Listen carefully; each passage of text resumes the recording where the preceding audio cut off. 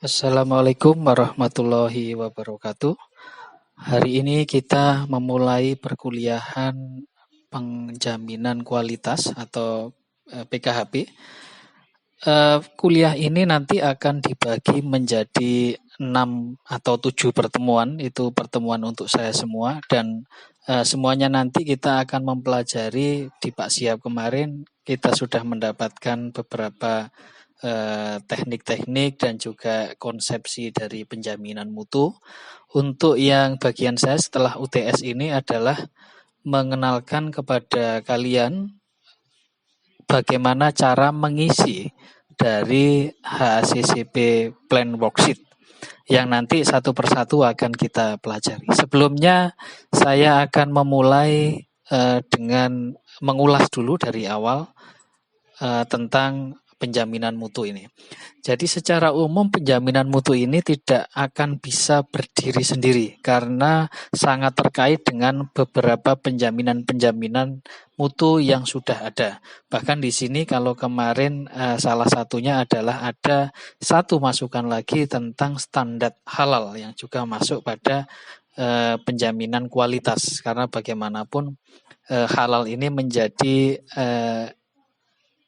standar baru dunia untuk saat ini. Nah, salah satunya untuk beberapa penjaminan itu selain yang akan nanti kita pelajari secara detail yaitu HACCP, kita juga mempunyai beberapa penjaminan yang sebut saja misalnya manajemen yang nanti diatur pada ada ISO 9000, ada ISO 22000 itu tentang manajemen, kemudian safety-nya, good manufacturing practices, good handling practices, quality assurance, critical point, dan yang lainnya. Ini semuanya saling terkait.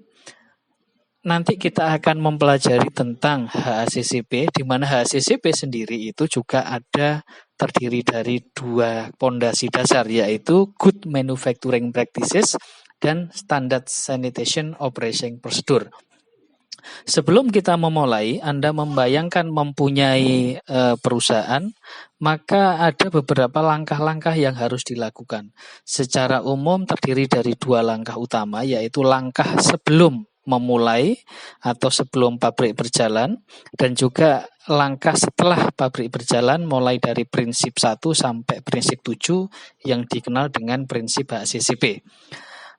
Untuk pertemuan kali ini kita hanya akan membahas dua sehingga nanti pada akhir perkuliahan kita sudah semuanya 12 langkah sudah kita bisa pelajari. Nah, untuk hari ini kita akan mempelajari pada preliminary step 1 dan 2 yang terdiri dari pembuatan tim HACCP dan deskripsi produk. Pertama adalah setelah Anda ingin membuat perusahaan, maka yang harus dibuat dulu adalah HACCP planning secara keseluruhan. Nah, HACCP planning untuk tugas pertama adalah seorang pengusaha tersebut harus menyiapkan HACCP timnya. Nah, tim HACCP ini adalah task pertama atau tugas pertama yang harus dilakukan. Tim ini harus terdiri dari beberapa orang karena namanya tim pasti lebih dari satu orang. Paling tidak harus ada pemimpin tim yang ini biasanya bisa ke langsung manajer utama ataupun langsung bisa GM-nya. Kemudian dibantu dengan beberapa spesialis khusus.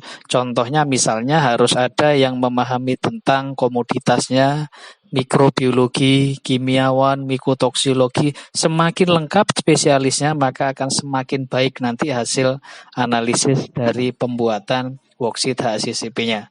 Selanjutnya adalah sekretaris teknis. Ini lebih ke teknis bagaimana proses pencatatan karena semuanya ini perlu untuk dilakukan pencatatan. Mari kita lihat bagaimana dari yang harus kita isikan. Banyak sekali tabel atau template yang bisa digunakan. Pada dasarnya kalau di perusahaan, karena kita ini perusahaan ingin yang besar misalnya, yang kita pelajari, maka harus detail dan rinci. Nah, biasanya kalau perusahaannya nanti diproyeksikan untuk ekspor, maka beberapa worksheet-nya juga bentuknya bahasa Inggris. Jadi tetapi sama sebenarnya. Intinya adalah ada tim yang mengepalai, kemudian nama-nama dari timnya ini dituliskan di sini. Misalnya spesialis mikrobiologi, maka yang di sini di responsibility, tanggung jawabnya di apa, dan juga departemennya dia misalnya di departemen produksi atau quality control ataupun yang lain. Nah, HACCP ini tentu saja semakin dia harus lengkap semakin baik. Lah, contohnya di sini ditulis semuanya, misalnya perusahaannya apa, kemudian dari pabrik mana, karena satu perusahaan biasanya punya beberapa pabrik, kemudian brandnya apa, mereknya, produknya apa, produk kodenya apa, dan selanjutnya. Nah, setelah data ini semuanya sudah dilakukan, maka kita ke tugas kedua, yaitu mendeskripsikan produk atau describing the product. Describe produk ini isinya adalah Anda harus menyebutkan secara urut, lengkap, dan detail tetapi tidak membingungkan tentang pertama, uraian produk secara lengkap, termasuk spesifikasi pelanggan misalnya, kemudian produknya ini terbuat dari apa, dan selanjutnya. Yang kedua, informasi yang relevan. Misalnya, apakah ada tidaknya mikotoksin kemungkinannya, kemudian dia terdiri dari misalnya kolesterol berapa dan yang lainnya, komposisi, selain itu juga misalnya ada beberapa kondisi-kondisi pH-nya berapa dan yang lain itu perlu disampaikan. Kemudian yang ketiga adalah informasi tambahan, misalnya jenis pengemasnya bagaimana, apakah boleh direcycle atau tidak, dibuang di tempat yang organik atau anorganik, kemudian penyimpanannya harus misalnya suhu 4 derajat atau suhu ruang, itu semuanya nanti harus didefinisikan. Lah, kita bisa melihat nanti hasilnya kalau di perusahaan worksheet-nya seperti ini. Contohnya misalnya nanti tugasnya akan saya suruh Anda untuk mengisi ini nama produknya, misalnya surimi atau misalnya terasi begitu. Komposisinya apa? Kemudian tipe raw materialnya, misalnya kalau terasi berarti dia udang rebon.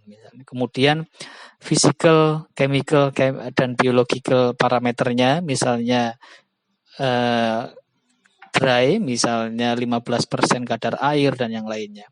Nah, semuanya ini harus diisikan, mulai dari misalnya packagingnya nanti di mana, di plastik, HDPE atau PP dan yang lain, ini semuanya dituliskan di sini secara detail, distribusinya bagaimana. Nah, untuk hari ini kita hanya akan selesai sampai pada tugas 1 dan tugas 2. Tugas 1 dan tugas 2 maksudnya adalah preliminary ini yang kita tadi sudah bahas. Jadi pembentukan HACCP development itu pada dasarnya ada 12 langkah, di mana langkah 1 dan 5 ini adalah preliminary step atau sebelum melakukan proses analisis. Nah, kemarin Pak Fahmi itu prinsip-prinsip HACCP satu persatu saya kira sudah diterangkan bagaimana prinsip 1 sampai 7 ini dilakukan. Nanti secara detail bagaimana cara ngisinya akan kita bahas.